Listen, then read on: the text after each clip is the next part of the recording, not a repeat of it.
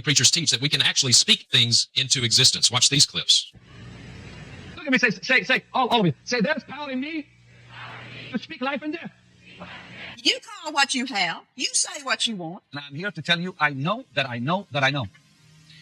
as these programs are airing, I'm speaking something into existence. I'm speaking something into existence. If that sounds eerily like God's act of creation in Genesis 1 and 2, that's because it is.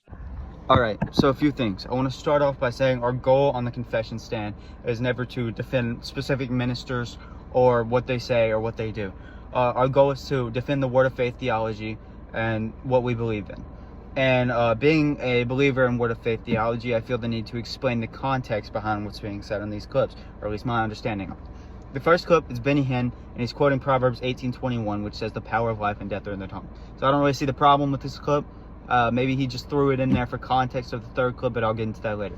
The second clip, it's my understanding that she's talking about Romans 4:17 through 21, which talks about God and Abraham and how God called those things that be not as though they were. That's a quote from the KJV. But, and before you say that it was God calling these things, yeah, I agree with you, but so did Abraham. Abraham also called the things that be not as though they were, and so did everyone he knew. They called him Abraham when he wasn't, by definition of the name, Abraham. He wasn't a father of many nations yet. So the third clip, it's Benny Hinn. He says the word speaking into existence, which I don't like to say, but he's not talking about actually creating something out of nothing like God does. He's talking about how our words can influence the world around us if they align with God's will and agree with God, just like Mark 11:24 says. So I also want to clarify that Kenneth E. Hagin, never taught speaking things into existence.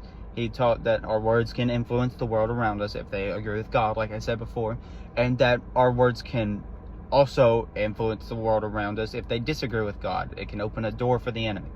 So this is stated all across Scripture. I think it's somewhere in Numbers where people spoke that they die, and then they did die. I think this is clear that the power, your words do have power.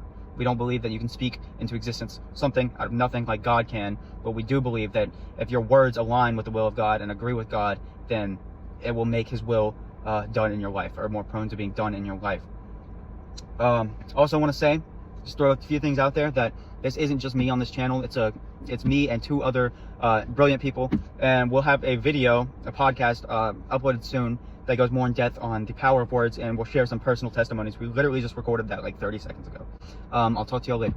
Have a good night. God bless.